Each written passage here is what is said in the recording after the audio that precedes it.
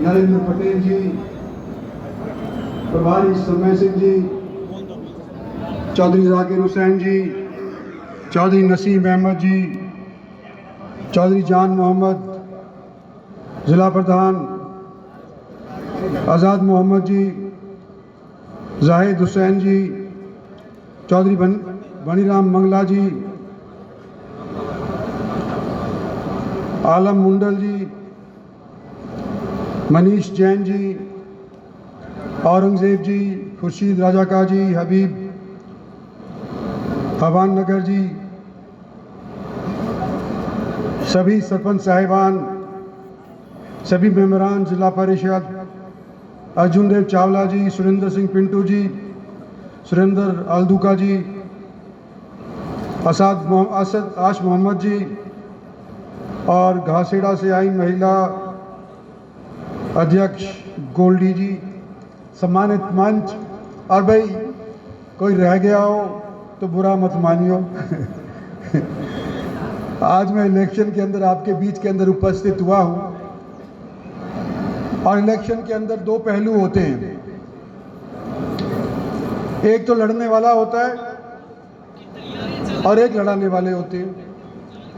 तो जो मेरे को ये इलेक्शन लड़ाने वाले हैं वो तो तकरीबन सारे मंच के ऊपर बैठ करके मेरे लिए और मेरी पार्टी के लिए वोट मांग चुके हैं। मैं रह गया बतौर कैंडिडेट आपसे वोट मांगने के लिए आपके बीच के अंदर उपस्थित हुआ हूं, और इन रोज़ों के दिन आपके बीच में आऊं तो मैंने ये सोचा था, साथियों से जब सलाह मशवरा किया, एक छोटी कार्यकर्ताओं की मीटिंग करी जाए, और उसके बाद जब ईद होलेगी उसके बाद हम बड़े बड़े जलसे या वोट मांगने के लिए गांव के अंदर, मोहल्लों के अंदर निकलेंगे। और मैं बतौर कैंडिडेट ये कहना चाहता हूं कि मेरा गुड़गांव जिला के नाम से ये लोकसभा का हल्का पड़ता है। आज गुड़गांव सबसे समृद्ध जिला न केवल हरियाणा के अंदर, तो मैं समझता हूं कि उत्तरी भारत के अंदर सबसे समृद्ध जिला आज के दिन गुड़गांव है। और क्योंकि उसका कॉन्स्टिट्यूंसी का नाम गुड़गांव है, तो मैंने पहली मीटिंग वर्कर्स की भारतीय जनता पार्टी की टिकट मिलने के उपरांत ये उचित समझा कि सबसे पहली मीटिंग मैं गुड़गांव के अंदर करूं, और वो करी। लेकिन उतना ही महत्व मैं देता हूं मेवात को और नूह को, क्योंकि हमारे मुल्क के अंदर अगर अमन चैन हमने कायम करना है तो सबसे ज्यादा संदेश देने वाला अगर उत्तर भारत के अंदर कोई जिला है तो वो नूह जिला है और मेवात जिला है। आज मेरे सर के ऊपर पगड़ी बांधी भाटी जी ने,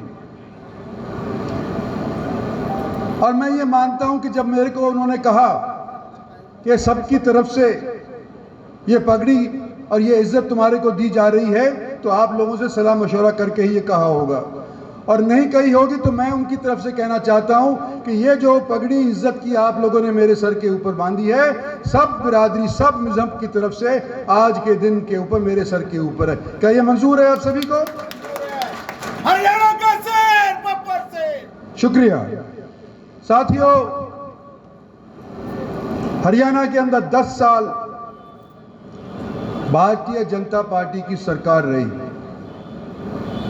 और प्रयास यही रहा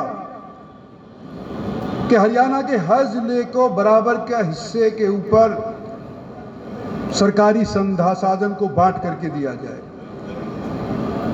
आज मेरे से पहले बोलने वाले नसीम अहमद साहब ने बोला, चौधरी जाकिर हुसैन साहब ने बोला, यहाँ के इंटेलेक्चुअलियंसिया से हमारे जिला के बार एसोसिएशन के प्रधान ने भी वही बात कही कि भारतीय जनता पार्टी ने अपने 10 साल के अंदर कोई भेदभाव बरतने की बात नहीं सोची और ना ही करी, जिसका उदाहरण आप लोगों ने अपने आंखों सामने देखा है। मैं तीसरी बार भारतीय जनता पार्टी के टिकट के ऊपर लड़ने के तौर के ऊपर आपके बीच के अंदर उपस्थित हुआ हूं, लेकिन आपका हमसफर साथी ये पिछले 10 साल से नहीं। मैंने भी भारतीय जनता पार्टी 2013 के अंदर ज्वाइन करी थी, जो उस टाइम के अंदर हमारे प्रधानमंत्री नरेंद्र भाई को डिक्लेयर भी नहीं किया गया था। लेकिन मैंने ये महसूस किया है आज के दिन कि हमारे को मेवात के माध्यम से न केवल हरियाणा को बल्कि देश को ये दिखाना पड़ेगा कि आज के दिन भाईचारे के माध्यम से ही देश आगे बढ़ सकता है। तो मैं उम्मीद हमेशा करता आया, मेवात से मैंने हमेशा उम्मीद करी, कभी कम रही कभी ज़्यादा रही, लेकिन इस बार तो जो बोलने वाले हैं, जो मेरे पास मिलने आते हैं, जो साथीगण मेरे पुराने हैं, जब आड़े वक्त थे उस टाइम के ऊपर भी वो कहने लग रहे हैं कि भी मेवात के अंदर परिवर्तन आया है। तो मैं तो इस बार पहली इलेक्शनों की निस्बत इस बार ज़्यादा मैं समझता हूं कि उम्मीद करता हूं कि मेवात से मुझे ज़्यादा वोट मिलेंगे। और अगर ये बात दुरुस्त निकलती है तो मेरी अल्लाह ताला से, भगवान से ये प्रार्थना है कि मुझे पहला नंबर हिंदुस्तान में नहीं चाहिए, मुझे दूसरा नंबर भी हिंदुस्तान में नहीं चाहिए, मुझे तीसरे पे लाके रख दो, मैं खुश हो जाऊंगा और मेरी पार्टी खुश हो जाएगी और किसी से ये नहीं होगा, बैर नहीं होगा भाई ये पहले कैसे आ गया हो गया। हरियाणा के अंदर आप पहले तौर केवल मुझे ला करके रख देते हैं। तो मैं ये कहना चाहता हूं कि मैं आपके बीच में तीसरी बार भारतीय जनता पार्टी के कैंडिडेट के तौर के ऊपर आया हूं, लेकिन आपका हम सफर साथी, दक्षिणी हरियाणा का एक बाशिंदा, हमेशा आज से नहीं पूर्वजों से भी मेवात के साथ जुड़े खड़े हुए। मैं भी जुड़ा खड़ा रहा हूं, मेरा खानदान भी जुड़ा खड़ा हुआ है। और आज चौधरी जाकिर हुसैन जिक्र कर रहे थे चौधरी तैयब हुसैन का, लेकिन मुझे तो याद है उनके दादा की भी बात। जब मैं पहली बार सन 77 के अंदर इलेक्शन लड़ा था तो उस टाइम के अंदर उनसे मुलाकात, चौधरी यासीन खान से मुलाकात करने का भी मुझे अवसर मिला था। आज मैं ये चाहता हूं कि जिस तरह से आपने यहाँ के हमारे नेताओं को जो स्टेज के ऊपर बैठे हैं समय समय के ऊपर मौका दिया है, किसी को जिला परिषद का सदस्य बनाया है, किसी का प्रधान बनाया है, किसी को एमएलए बनाया है, तो किसी को और बड़े ओहदे के ऊपर मंत्री बनाया है। आपकी वोटों से बन करके ही तो ये बने हैं ना। मैं भी आपकी वोटों से यहां से जीत करके जाना चाहता हूं। मेरा ये छठा इलेक्शन लोकसभा का है। पिछले बार अगर मैं मेवात से हारा भी था तो फिर भी जीत करके गया था, क्योंकि गुड़गांव बराबर कर देता है। लेकिन मेरे दिल के अंदर ये मुराद रह गई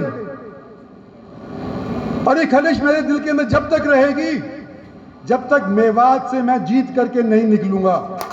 हो सकता है ये मेरा आखिरी इलेक्शन हो, 74 साल का आज के दिन होने जा रहा हूं मैं, लेकिन इतने लंबे अरसे से लोगों ने मुझे चुना है और मैंने लोगों की दी हुई ताकत को अपने निजी इस्तेमाल के लिए कभी नहीं किया और आज भी नहीं करूंगा।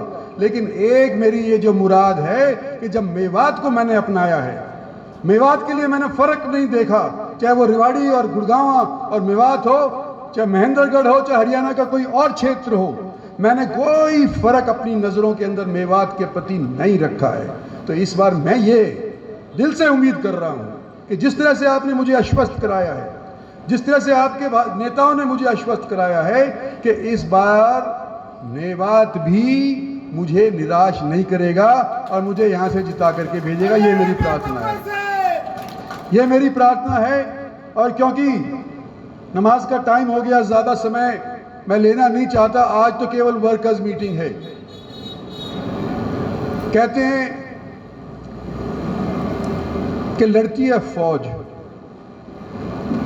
और नाम किसका होता है? कप्तान का। तो भाई आज भारतीय जनता पार्टी की ये फौज मेरे लिए, नरेंद्र भाई मोदी के लिए अगर लड़ेगी तो जो आपने वायदे किए हैं उनको अमली जामा पहना दिया जाएगा। और भाई गर्मी के अंदर अगर आप यूं कहे कि भाई यार आखिरी दिन के अंदर हम महसूस करते हैं कि अभी तो जीता ही पड़ा हुआ है, तो क्या अभी तक अपने आप को थकाया, आखिरी दिनों के अंदर ही करें। तो जैसे एक साथी ने कहा था कि दुश्मन को कभी कमजोर नहीं समझना चाहिए। मैं आपसे निवेदन करना चाहता हूं कि ईद के बाद आप लोग मेरे साथी बन करके, भारतीय जनता पार्टी के साथी बन करके, मेरे और जो भारतीय जनता के पदाधिकारी हैं उनके साथ मिल करके मेरे को अपनाएंगे और आने वाले समय के अंदर मैं अपनी तरफ से ये आपको वचन देता हूं कि जहां मेवात का हित होता है,